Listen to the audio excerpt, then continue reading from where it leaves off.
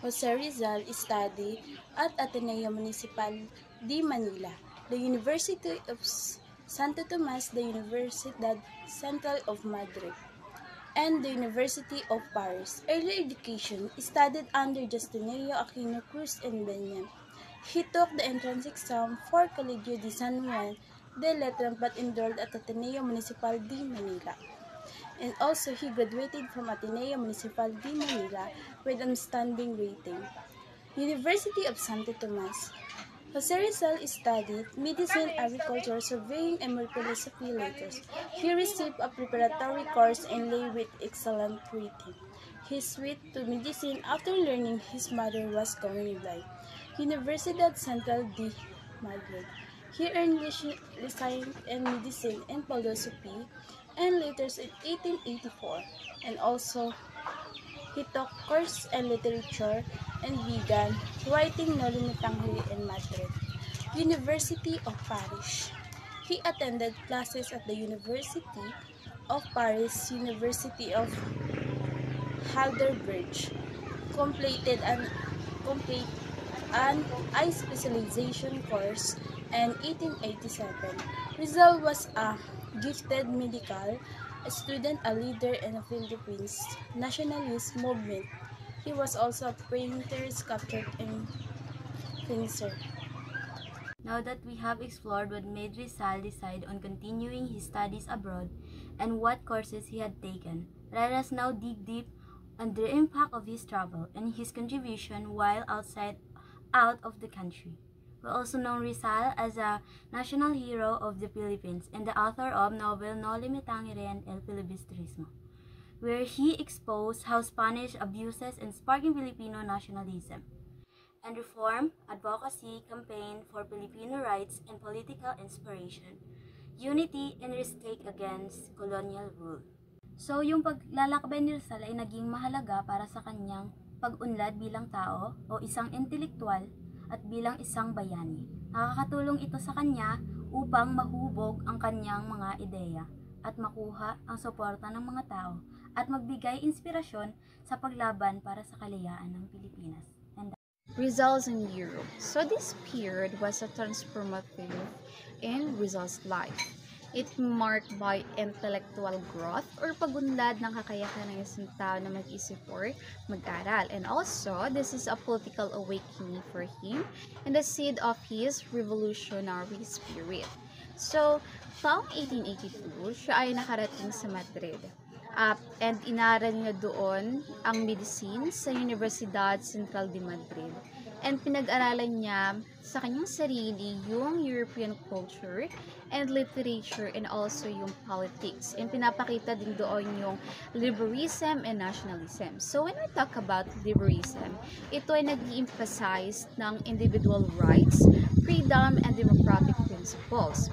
And kapag sinabi naman nating nationalism, ito ay nakafocus lamang sa ating national identity, unity, and self-determination. So, nang siya nasa Madrid, siya ay naging leader ng isang maliit na komunidad ng Filipino student. And also, marami din siyang kinuha para pag-aralan. Andito yung philosophy and letters, medicine and medical clinic, surgical clinic, legal medicine, and obstetrical clinic. Nung siya naman ay nasa Paris, taong 1883, this time was a brief but influential. So, nakasalimuhan yung mga French intellectuals and nakita niya yung mga vibrancy of Parisian's life para sa kanyang pag-enrich of his worldview.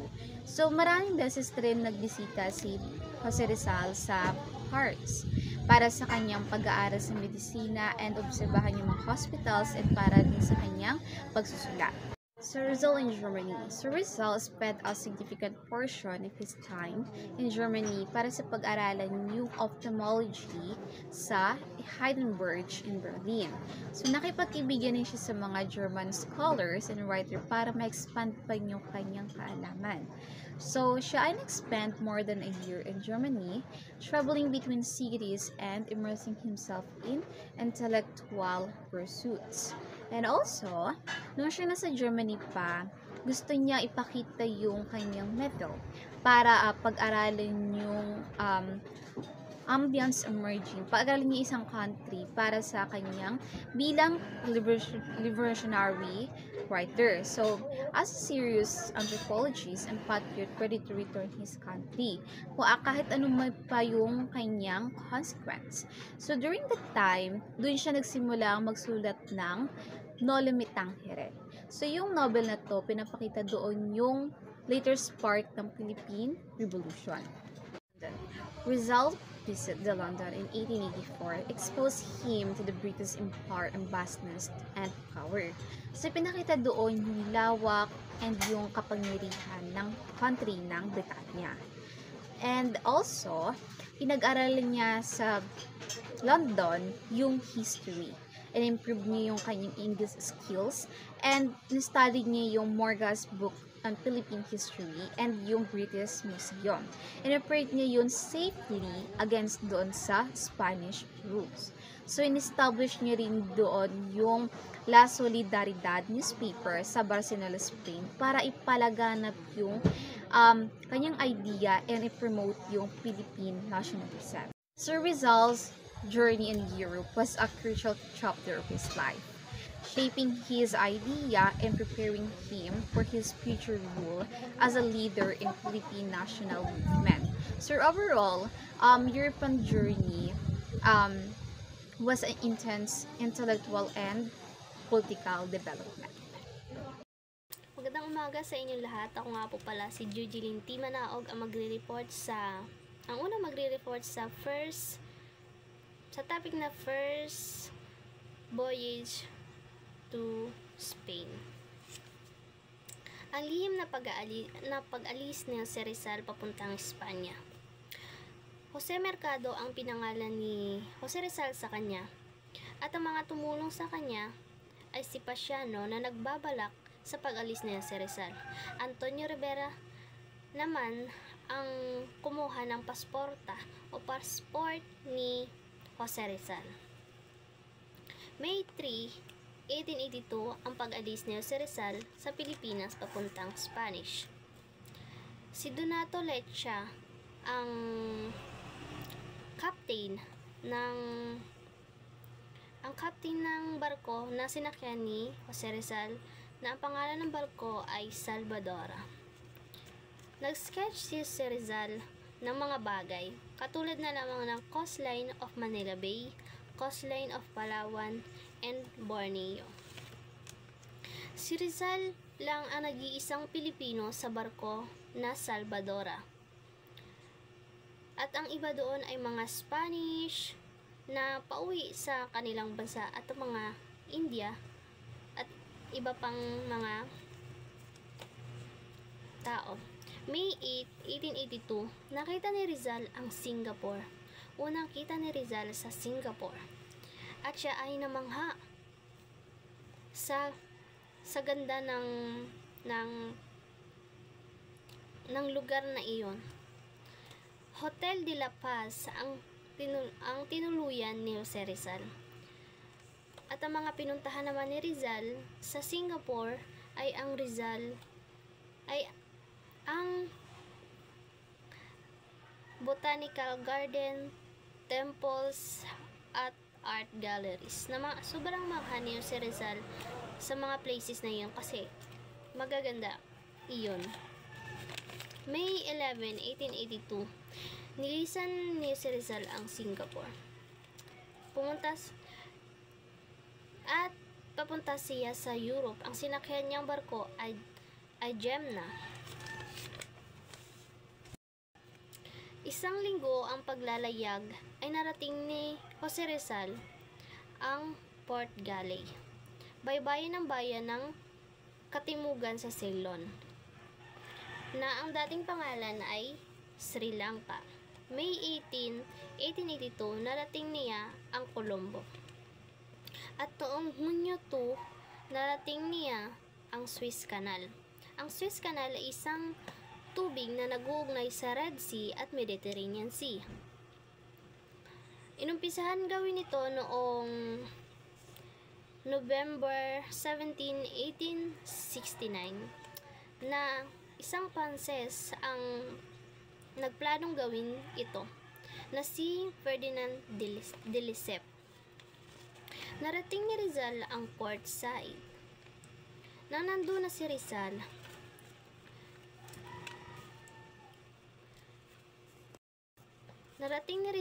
ang Port Said na handungan ng Mediterranean Sea na dulo ng Egypt, upang bisitahin ang mga magagandang tanawin at ang mga magagandang lugar doon.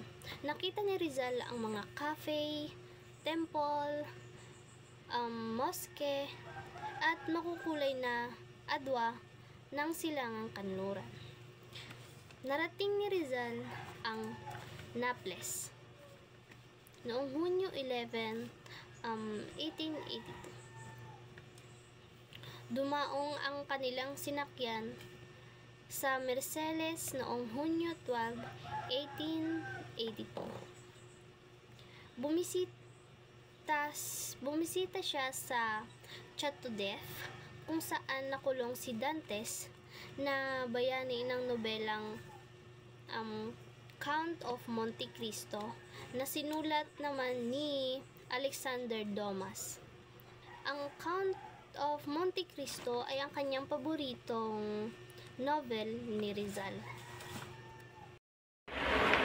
Barcelona, a capital of the Spanish province Catalonia. Spain's second largest city. Dark city and ugly compared to the other city.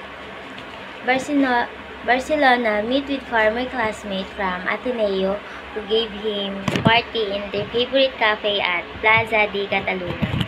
Nakilala ang mga dati kaklase niya sa Ateneo na nagbigay sa kanya ng party sa paborito niyang cafe, Plaza de Catalunya. Root nationalistic essay Amor Patrio, Love of Country appeared in Diaryong Tagalog on August 20, 1882. Nakasulat ng isang makabansang sanaysayan, Amor Patrio, Pag-ibig sa bansa, lumabas sa Diaryong Tagalog noong Agosto 20, 1882. Francisco Calvo, editor of the Diario, Jose de Puli submitted 2 articles entitled Los Viajes, Regista de Madrid, Review of Madrid. Hunyo 16, 1882, narating ni Rizal ang Barcelona, Spain. Las Ramblas, isang tanyag na kaling pinasyalan ni Rizal. Plaza de Catalunya, paboritong kainan ng mga mag-aaral na Pilipino sa Barcelona. Mahalagang pag-aaralan natin ito upang malaman natin ang pinagdaanan ng ating pambansang bayani noong siya'y nabubuhay pa. Para sa akin, ang pangyayaring ito sa buhay ni Dr. Jose Rizal ay mabuti sapagkat sa pag-isa niya sa ating bansa ay para sa ikagaganda ng kanyang buhay, at dahil sa pag-alis niya na iyon, ay mas marami pa siyang natutunan sa buhay.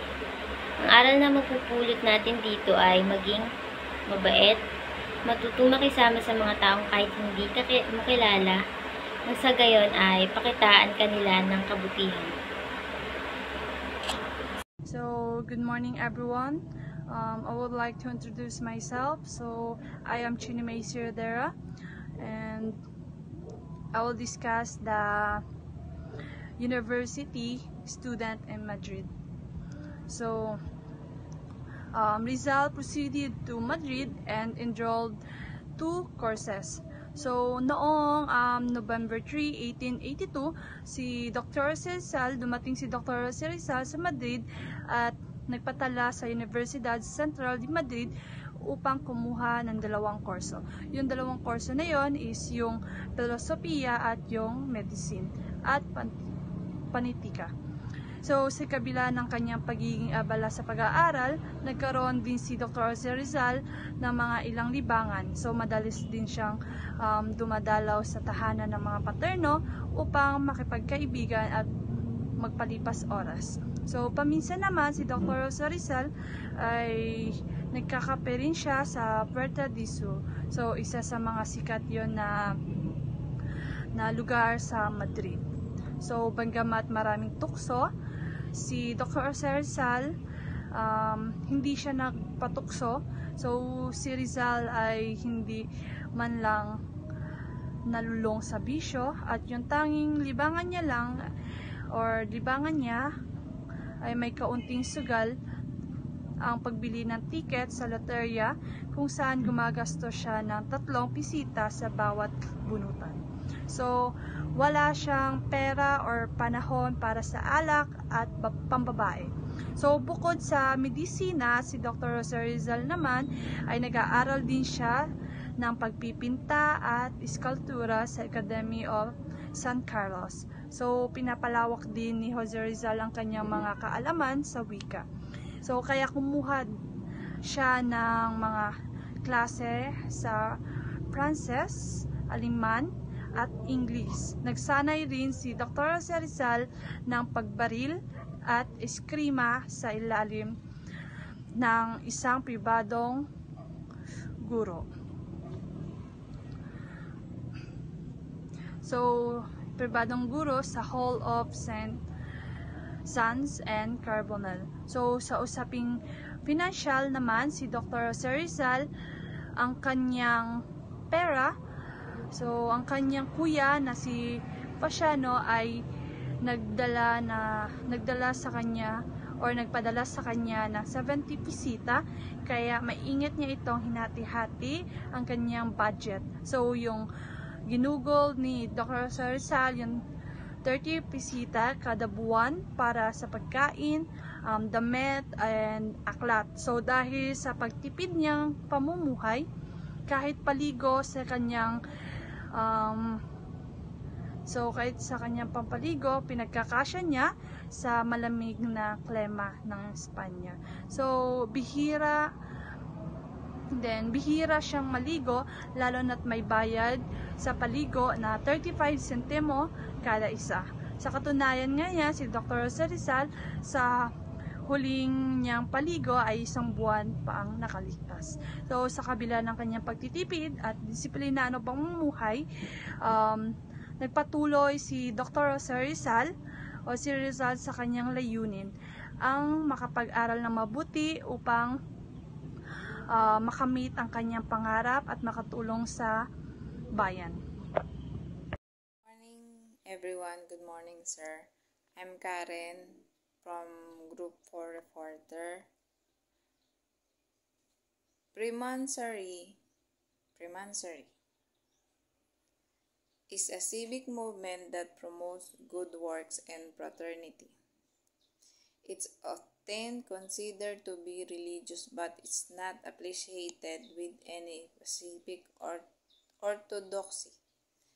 Freemasonry has received opposition from organized religion, particularly the Roman Catholic Church. Origins: Freemasonry has its roots in medieval stonemasonry guilds in Scotland and England.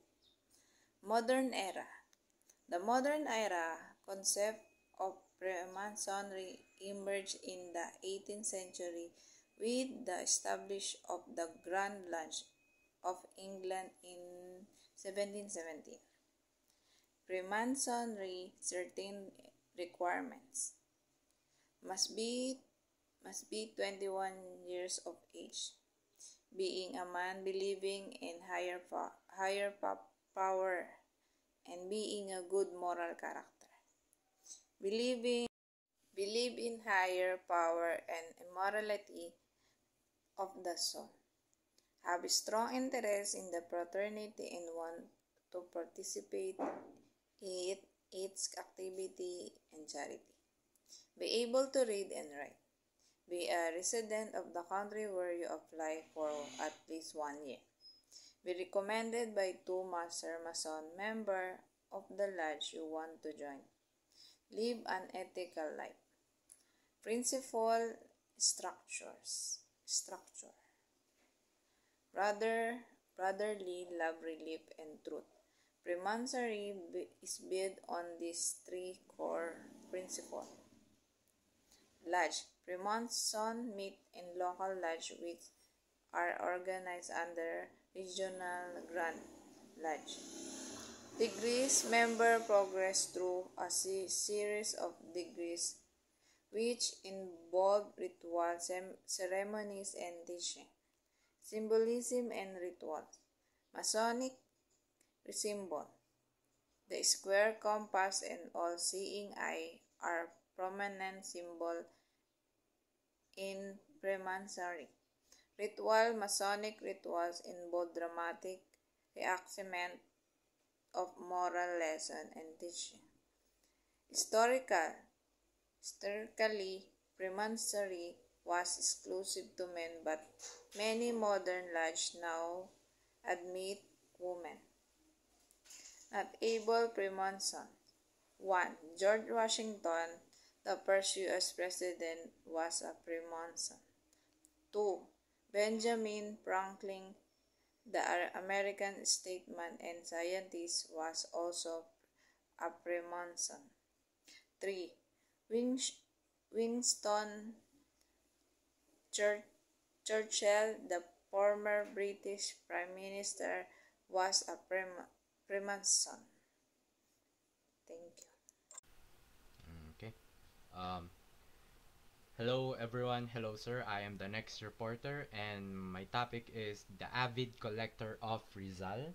Sorry, my camera is moving. And first, Jose Rizal was an avid book collector in Spain while studying in Spain. So you might ask, what is an avid collector? An avid collector is a person who collects. He's just like a normal collector, but he collects stuffs that they think is valuable and beautiful. And the books that influence Jose Rizal, aka, or you might call him Pepe. Number one is Uncle Tom's Cabin by Harriet Beecher Stowe. So, Uncle Tom's Cabin is a book about Uncle Tom's. What? Uncle Tom's? Surprising.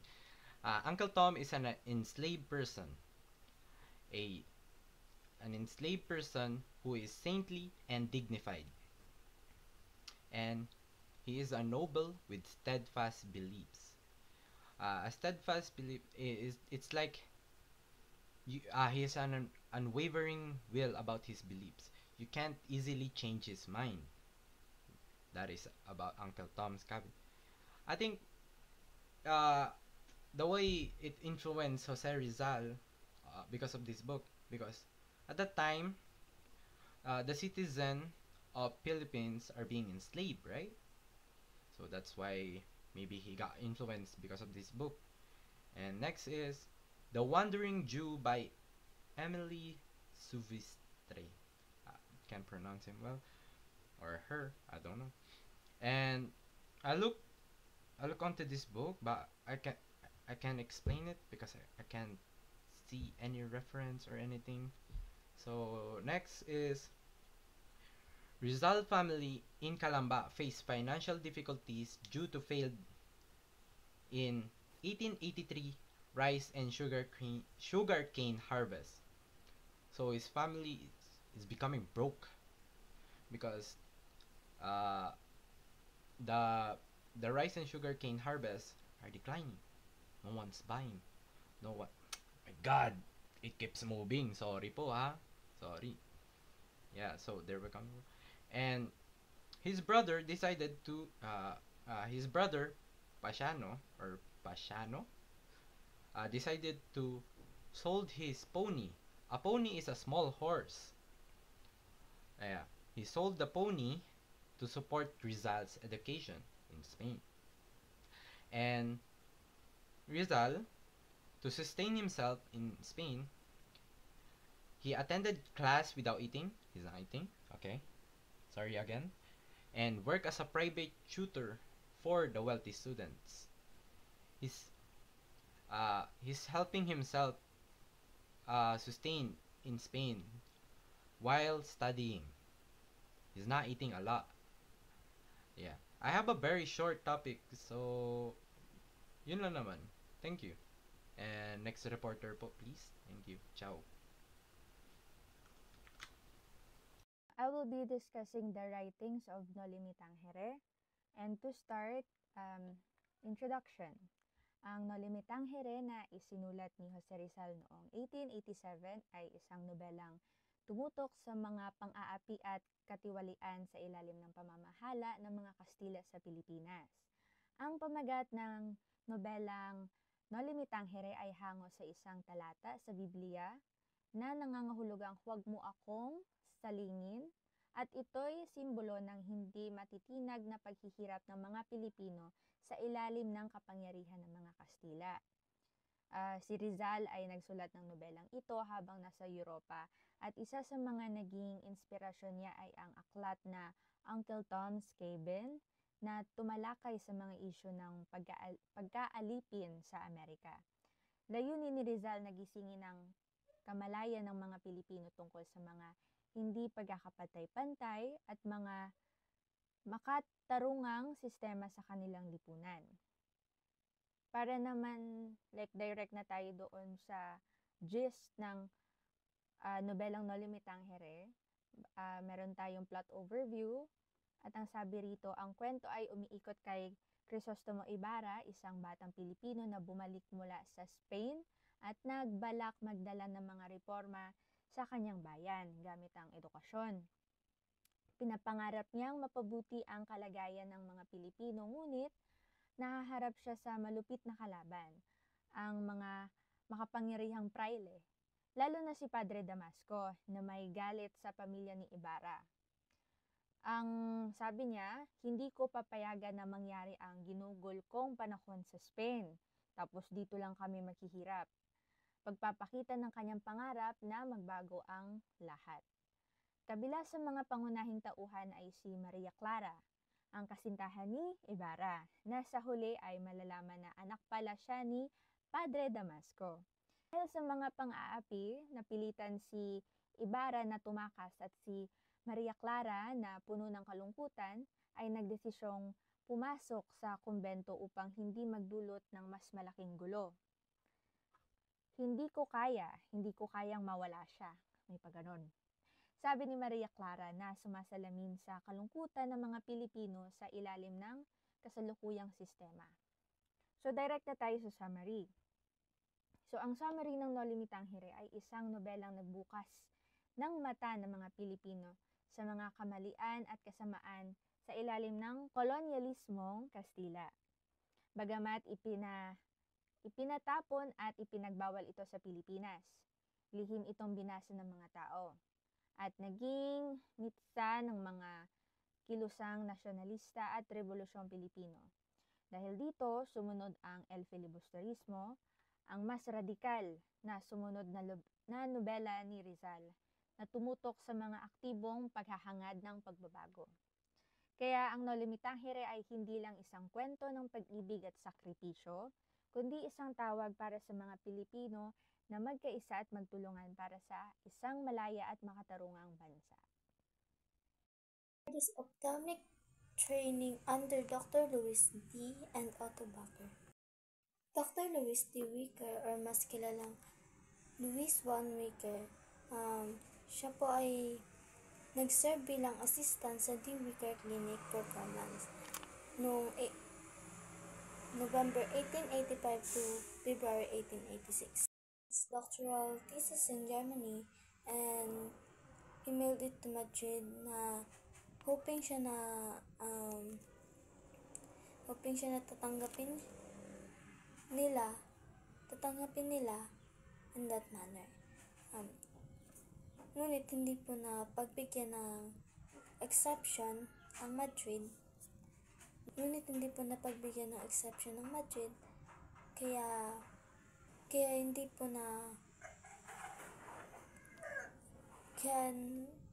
na complete yung doctorate niya doon. Good morning guys, good morning sir. Ito po yung report ko po ngayon about kay Ferdinand po. Ferdinand Blumentritt and Jose Rizal were friends to a shared love for the Philippines and desire for truth about the country, treatment their leader to each other are a key source of information for historians studying Rizal. How they become friend, Blumentritt was an Australian scholar and teacher who wrote about the Philippines. Rizal was a Philippines national hero and writer. The two men shared a mutual respect for each other instantly. They were able to communicate in German, Tagalog, Spanish, and English.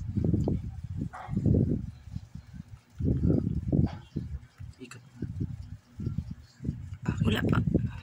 Para po sa akin, si Ferdinand Blumentritt and Jose Rizal ay dalawang tao na may malaking ambag sa kasaysayan ng Pilipinas.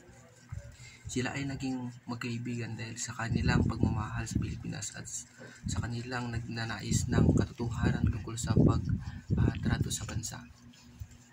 And then si Blumentritt ay isang Austriakong scholar at guro na sumulat tungkol sa Pilipinas. Siya ay kultura, kasaysayan at wika ng Pilipinas. Si Rizal sa kabilang banda ay isa pambansang bayani ng Pilipinas at manunulat. Siya ay mayroong malaking ambag sa pagpapalaya ng Pilipinas mula mga Espanyol. Okay. Ang kanilang sulat sa isa't isa ay isang pangunahing pinagmula ng impormasyon para sa mga manalaysay na nag-aaral kay Rizal. Sa mga sulat nila, nakikita ito sa kanilang mga diskusyon tungkol sa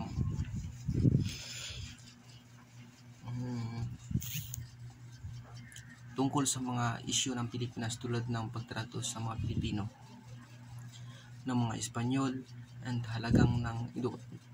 kahalagahan ng edukasyon at ang pagpapalaya ng Pilipinas.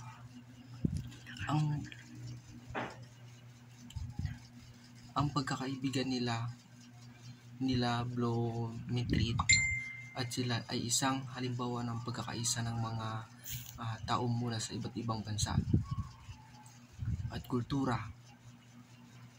Sila ay nagpapakita ng kahit mayroong mga pagkakaiba, maaari pa ring magkaisa ng mga tao sa isang layunin at hadikain. Thank you po. First, what they did together, Blumentritt encouraged Rizal to finish his works No Limitang Here and Il Filibusterismo.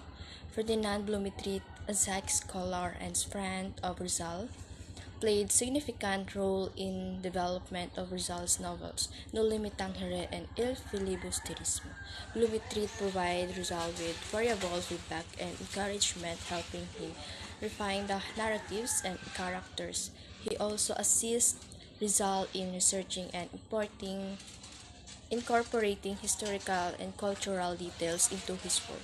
Blumentritt's contributions were crucial in shaping the final version of the novels, which became powerful critiques of Spanish colonialism and sparked the Philippines Revolution. Rizal wrote his last letter to Blumentritt from Fort Santiago on December 29, 1896, in the day before he was executed. Sa kanyang huling liham kay Blumentritt, ipinahayag ni Rizal ang kanyang pagmamahal sa kanyang pamilya at kaibigan, at ang kanyang paniniwala sa kalayaan ng Pilipinas. Ibinilin din niya kay Blumentritt na alagaan ang kanyang mga mahal sa buhay. Ang liham ay isang testamento sa kanyang pagmamahal sa bayan ng kanyang pananampalataya sa isang mas magandang kinabukasan para sa Pilipinas. Legacy. The letters between Rizal and Blumentritt are collected in Epistolario Rizalino. Ang Epistolario Rizalino ay isang koleksyon ng mga liham na isinulat ni Jose Rizal. Kabilang dito ang mga sulat na ipinagpalitan nila ni Ferdinand Blumentritt, isang Czech scholar, at kaibigan ni Rizal. Ang mga liham na ito ay nagbibigay ng mahalagang pananaw sa buhay, mga ideya at paniniwala ni Rizal. Ang mga liham na ito ay nagpapakita ng malalim na pagkakaibigan ni Rizal at Blumentritt, pati na rin ng kanilang mga pag-uusap tungkol sa kultura, politika, at kalayaan ng Pilipinas. Ang mga liham na ito ay nagsisilbing isang mahalagang dokumento sa pag-aaral ng buhay at mga gawa ni Rizal. The letters are important source for Philippine historians. The South Bohemian Museum in Sask Bodejevice preserved the Rizal Blumentritt collection. Ang South Bohemian Museum sa Sask Bodejevice ay nag-iingat ng koleksyon sa mga sulat ni Rizal at Blumentritt. Ang koleksyon na ito ay isang mahalagang bahagi ng kasaysayan ng Pilipinas at ng relasyon ng dalawang tao. Ang museo ay nagbibigay ng pagkakataon sa mga tao na makita at mapag-aralan ng mga sulat na ito na nagbibigay ng pananaw sa buhay at mga gawain ni Rizal at Blumentritt. At sa kanilang pagkakaibigan, ang South Bohemian Museum ay isang mahalagang lugar para sa mga nagnanais matuto tungkol sa kasaysayan ng Pilipinas at sa relasyon ng dalawang tao. So hello everyone, my name is Irene Tarfranca and I'm the reporter from the Group 4, and I will discuss about the speech that attracted the attention of reactionary Spaniards in the Philippines. I will start. On June 21, 1884, Rizal completed his medical studies and was given the title of licentiate in medicine, which enabled him to practice medicine.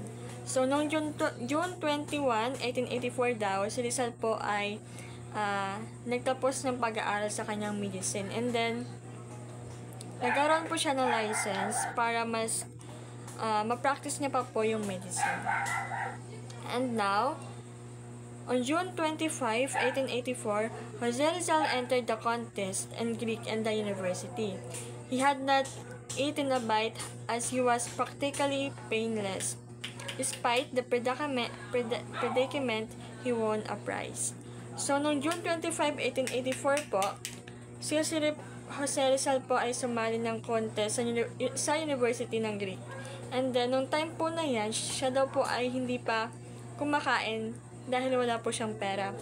Pero despite po sa kanyang predicament, sa kanyang situation po ay nanalo po siya ng prize. Yon. And then, nung parihong gabi po, on the evening of the same day, parihong araw, nung gabi is, si Rizal po ay nag-delivered ng speech na nagpe-praise sa dalawang painters natin na sina Filipino painters na sina Juan Luna and Felix Resurrection Hidalgo, who won top prizes at the National Exposition of Fine Arts. Sila po ay nanalo pala din ng prizes sa National Exposition of the Fine Arts. And then,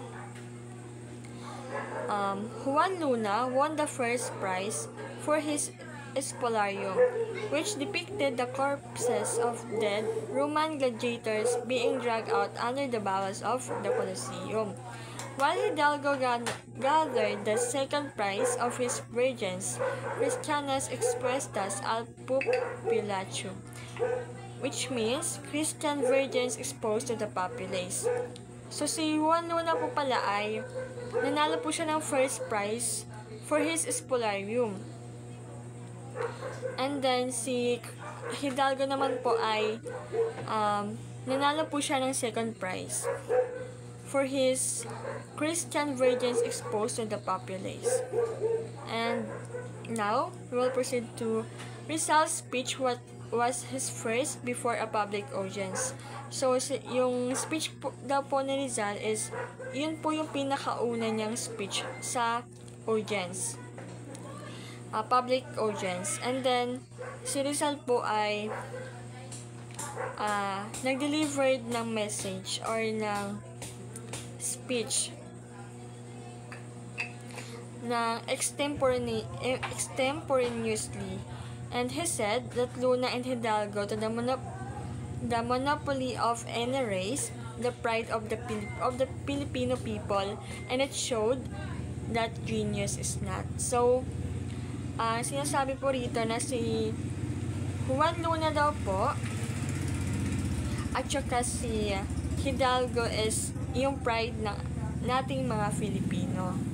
And then,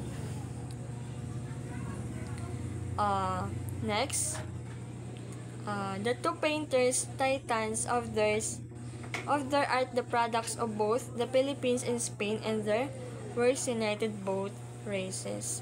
So, ang sinasabi po rito, yung dalawang painter na daw po yun, sila po ay mga titans, or yung kanilang sining po ay produkto or product ng kapwa Pilipinas at Spain.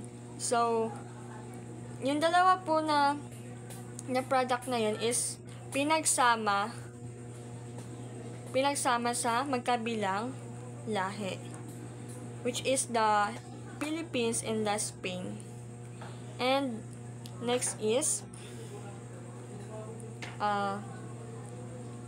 never the end of his speech, Rizal scored with refined sarcasm the all-wishers of the Filipinos who were emerging as an intellectual force.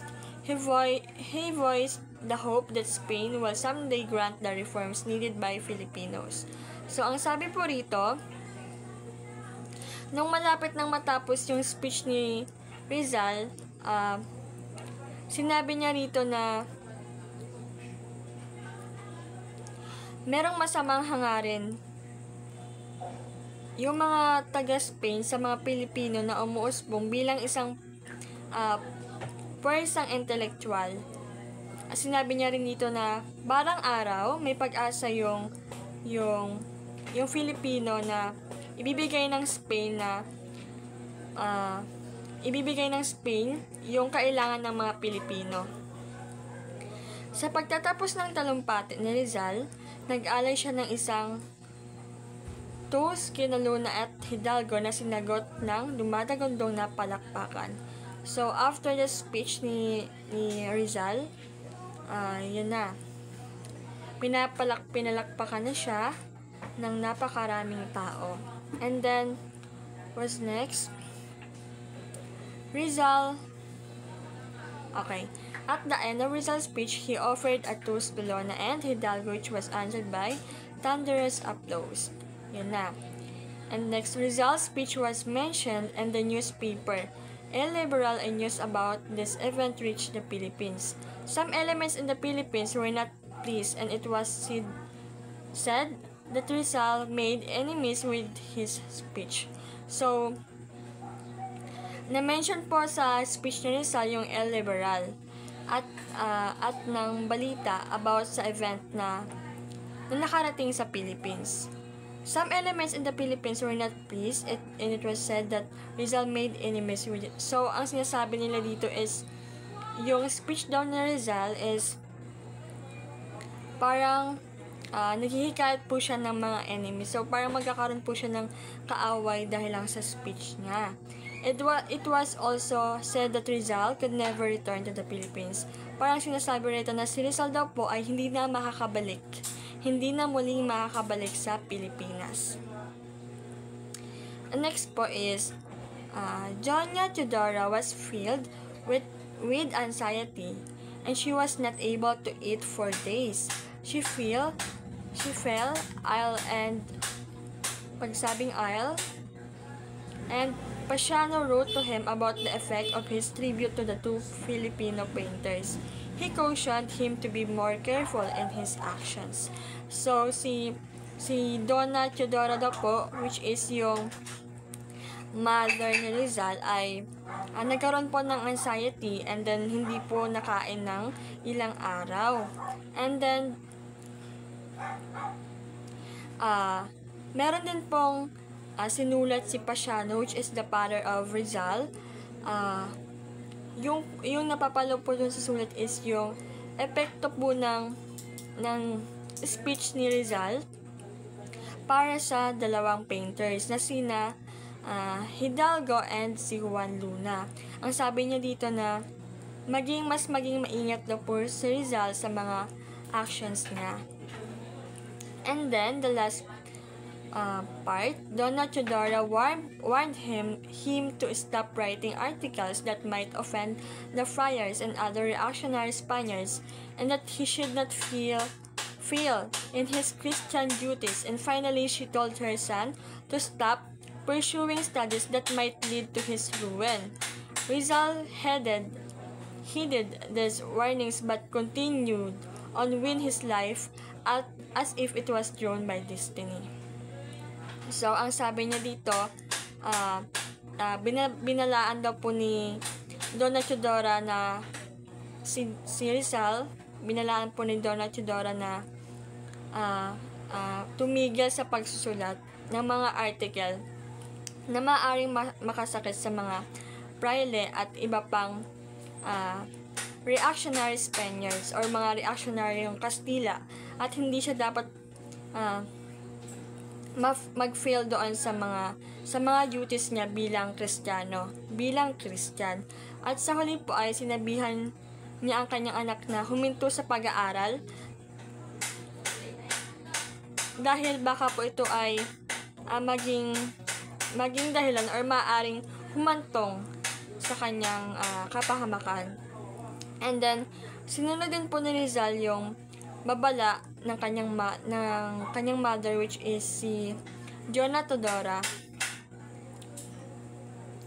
Ngunit, pinagpatuloy niya ang kanyang buhay na parang hinihila ng tadhana. So, parang despite sa mga warn ni Donna Chodora, si Rizal ay nag-continue pa rin sa kanyang mga ginagawa. Dahil parang yun na po yung kanyang parang tinatawag na kumbaga calling niya na magsulat talaga or gumawa ng mga articles for Pilipinas. And yun lang po. Thank you everyone. Mabuhay! Donna Chodora was filled with anxiety and she was not able to eat for days. She felt ill, and Pasiano wrote to him about the effects of his tribute to the two Filipino painters. He cautioned him to be more careful in his actions. So, si Donna Chodora daw po, which is yung mother ni Rizal, is nagkaroon po ng anxiety, and then hindi po siya kumain ng ilang araw. And then, yun po, nagkaroon po siya ng sakit. Tapos si Pasiano naman po ay nagsulat about dun sa speech ni Rizal, which is yung nagpipraise sa dalawang Filipino painters na sina Juan Luna and Hidalgo. And then, ang nakasulat po doon sa ni Pasiano sa sulat niya para kay Rizal is mag-ingat daw po si Rizal sa mga actions niya, sa mga kilos niya. And then, next is, Donna Chodora warned him to stop writing articles that might offend the friars and other reactionary Spaniards, and that he should not fail in his Christian duties. And finally, she told her son to stop pursuing studies that might lead to his ruin. Rizal heeded these warnings but continued on with his life as if it was drawn by destiny. So, ang sabi dito, pinaalalahanan or binalaan ni Donna Chodora si Rizal na maghinto or huminto sa pagsulat ng articles na maaring maka-offend sa mga friars or mga praile at ng mga reactionary Spaniards. And then, yun nga, sinabihan siya na mag-stop na sa pagsusulat ng articles. Baka makasira pa ito sa kanyang Christian duties. And finally, yon, sinabi niya kay Rizal na maghinto na rin sa pag-pursue ng pag-aaral niya, and then baka kasi makalid pa ito sa kasiraan ni Rizal. And then sinunod naman ito ni Jose Rizal, pero pinagpatuloy niya pa rin ito. Kasi nga, ang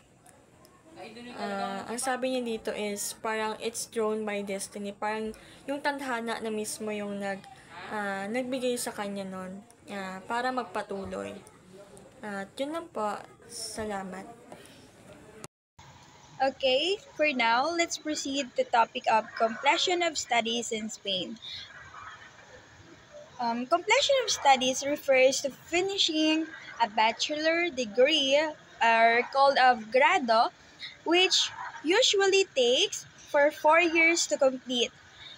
Also, it is the student professional title upon graduation, or a master degree usually requires to additional study after completing a bachelor degree. Also, it takes for 4 years. It also, based on the European credit transfer, it is minimum of 240 credits for a bachelor degree. Also, Spanish education system is supported by the national government and the individual governments of each. Okay, elementary is called primary and middle as secondary. School in Spain are compulsory and free for all children between the age of 6 to 16 years old. After finishing secondary education, students will be awarded graduation certificate and will be able to proceed to the higher education if they wish. It is not difficult to understand the education system in Spain, for it's largely comprehensive and efficient. The Spanish education system is accessible even if language barriers are present in. Also, you will be able to find both international as well as Spanish schools. Through the years, there have been certain changes in education system in Spain, mainly consistent of an improvement in educational reforms such as teaching, curriculum, infrastructure, and quality. Also, the education system in Spain is divided into 4. So, they have nursery and preschool in Spain, preschool, primary education, and also secondary education. For nursery and preschool in Spain, they have a completely optional, which means parents and guardians will be required to pay fees to take their children to nursery schools. To nurseries take children up to 3 years.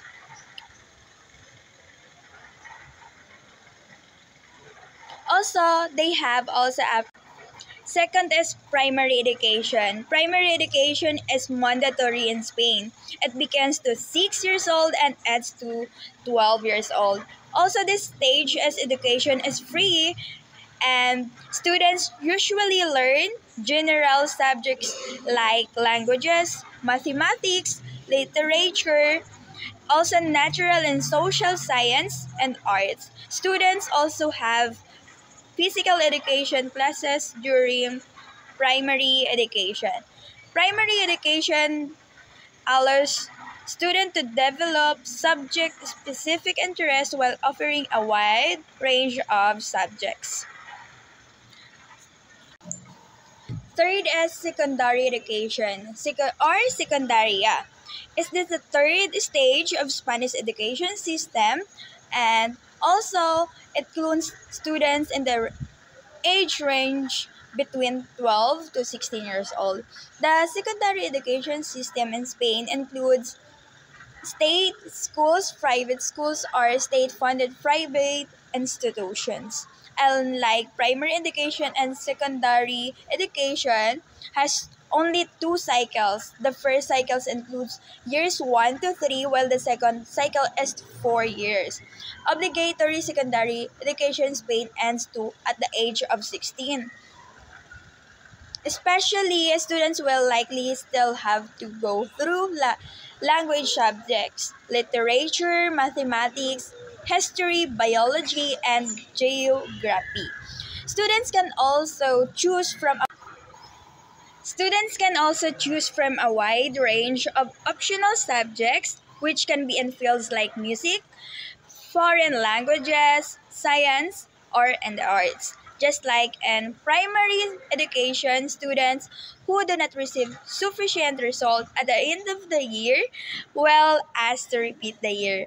After finishing obligatory secondary education in Spain with sufficient results, students are awarded a graduate of secondary education certificate or a school certificate. For fourth place, the fourth is upper secondary education. Upper secondary education is optional for students in Spain.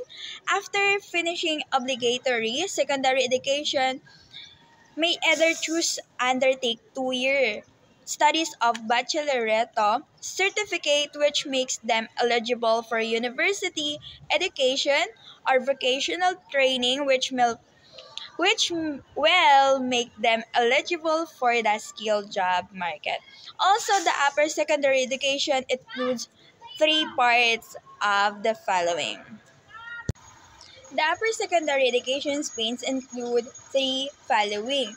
First, bachillerato, second, vocational, and the third is universities. Bachillerato is this certificate will allow students to enter university and proceed to further stages of higher education. Especially after earning the bachillerato, students may choose to undertake vocational training or take the test for admission to university known as selectividad. Bachillerato is organized in a flexible way, allowing students to receive specialized training in numerous branches like science, humanities, and social science, as well as arts. Second is vocational. Vocational training in Spain allows students to obtain training in numerous working skills lasting for the duration of 4 years. Students may either undertake Grado Medio, which provides basic training and lasts for 2 years, or undertake Grado Superior and thus go through an additional 2 years. Also, students is 18 years old, meaning even students who have passed bachillerato may have access to it in the case they want to receive vocational education. The third is universities. Universities is the higher education in Spain. Also, to enter university in Spain, students must have received their bachillerato certificate as well as have passed their university entrance exam known. To enter university in Spain, students must have received their bachillerato certificate as well as have passed their university entrance exams known as selectividad.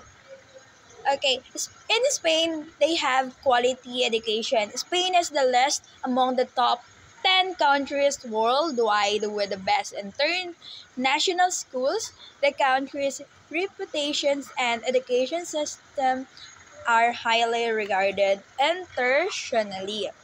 Also, Spain is the quality of life. Spain is known for its high quality of life that offers stunning beaches, energetic nightlife, and various activities for entertainment. Not only will you study in Spain, but you will also experience a vibrant culture ideal for students of all. Spain is affordable. It's in the one of the most affordable countries to live and study in Europe with a balanced lifestyle, which less expensive than other European countries. Spain also employability. while studying international students can take up a part-time or temporary position while completing their degrees. Completing studies in Spain includes finishing the mandatory secondary education, which can be followed by either a 2-year baccalaureate program to gain university access of vocational training for skilled jobs, graduate of secondary education certificate upon completion of secondary education, making them eligible for further studies or employment depending or on their chosen path. Thank you.